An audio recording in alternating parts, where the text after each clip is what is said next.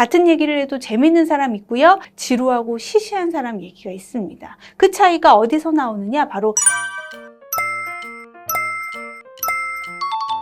전어 좋아하세요? 타닥타닥 타는 불에서 이 지글지글 구워지는 전어를 보니까 갑자기 배가 무지무지 고파지지 않으시나요? 회도 맛있고요. 무침도 맛있죠. 그래도 전어 하면 뭐니 해도 전어구이가 아닐까 싶은데, 전어의 전자가 한자로 돈전자입니다. 맛이 너무 좋아서 돈을 아끼지 않고 먹는다는 의미로 붙은 이름이라고 하는데, 가을 전어 하면 관용어구처럼 떠오르는 그것. 가을 전어 구이 냄새에 집 나간 며느리도 돌아온다. 다들 아시죠? 가을 전어 하면 관용어구처럼 떠오르는 이 단어가 바로 며느리인데요. 작정하고 집 나간 며느리가 다시 돌아올 만큼 전어구이 냄새가 기가 막히고 맛이 좋다라는 의미일 텐데, 바로 이 대한민국에서 모르는 사람이 없는 전어 이야기는 그야말로 스토리텔링의 결정체라고 할 수 있습니다. 이 얘기가 도대체 어디서 나온 거냐, 진짜 의미가 뭐냐를 두고 썰들이 굉장히 많아요. 전어 살이 가장 많이 오를 때가 한가위라고 합니다. 시어머니 구박, 못난 남편 이런 게 싫어가지고 도망갔던 며느리가 이때쯤 되면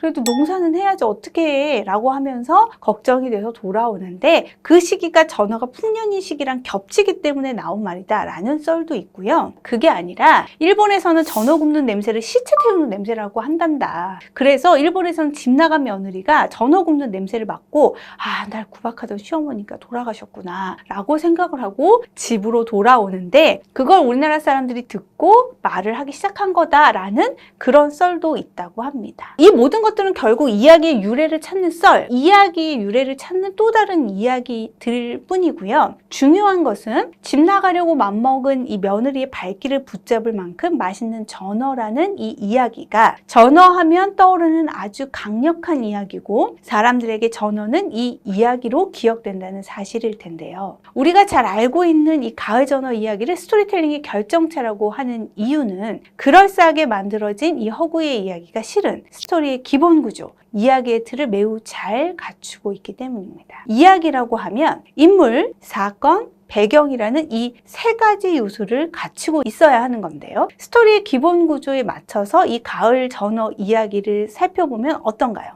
자, 인물은 며느리죠. 공간적 배경은 집이고 시간적 배경은 가을입니다. 사건은 어떤 게 있나요?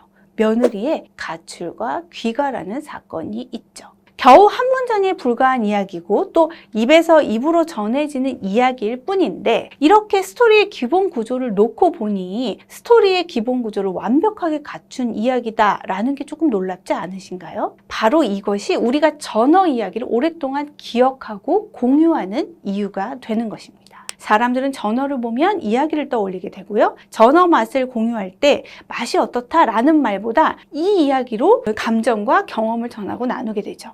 그로 인해서 전어는 그 어떤 맛 좋은 생선들보다 대중의 사랑을 받고 대중의 기억 속에 살아있는 생선으로 자리 잡게 될 수 있었던 겁니다.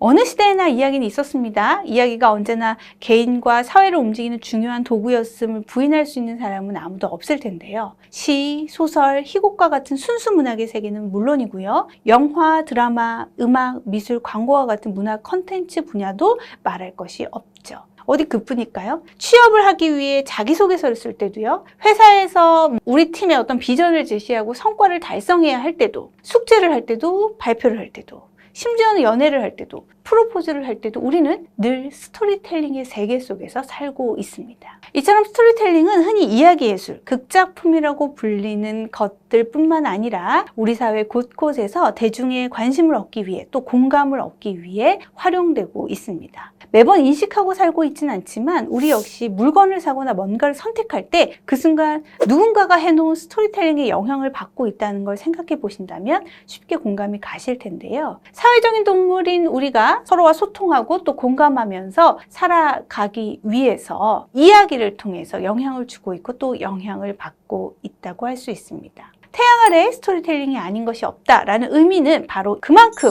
우리 사회 모든 곳에 또 우리의 삶 속에 스토리텔링이 존재한다라는 비유적인 표현이라고 할 수 있는데요. 단순한 정보의 형태가 아니라 이야기, 즉 스토리텔링이 잘 된 이야기는 사람들의 정서적인 몰입과 공감을 끌어낼 수 있고 따라서 효과적으로 메시지를 전달할 수 있는 강력한 힘을 가지게 됩니다. 때문에 스토리와 스토리텔링을 이해하고 그것을 매력적으로 만들어낼 수 있는 능력이나 기술을 가지는 것은 단언컨대 이 시대의 가장 큰 경쟁력이 될 수 있는 것이죠.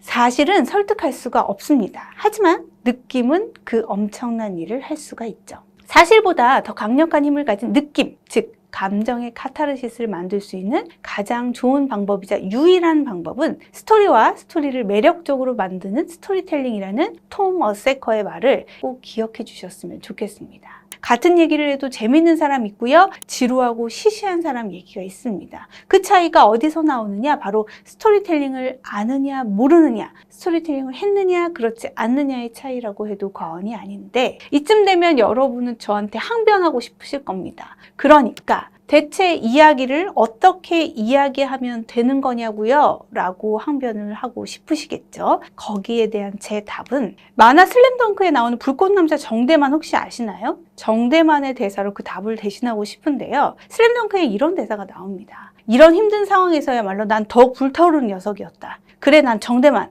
포기를 모르는 남자지. 스토리텔링을 잘할 수 있는 단 하나의 비법이라면 우리 모두 불꽃남자 정대만처럼 포기하지 않고 시도하는 것뿐입니다. 볼품없는 돌이 빛나는 다이아몬드가 될 때까지 다듬어내는 그 인고의 시간, 그 인고의 시간을 포기하지 않고 겪다 보면 우리도 사람들을 매료시킬 수 있는 특별한 이야기를 가질 수 있다는 얘기인데요. 글쓰기는 오직 글쓰기를 통해서만 배울 수 있다. 바깥에서는 그 어떤 배움의 길도 없다는 나탈리 골드버그의 말입니다. 지금의 이 버거움과 고단함이 여행이 끝나고 마침내 종착역에 도착했을 때 어떤 시간으로 기억되게 될까요? 함께 해주신 여러분 고맙습니다. See you again.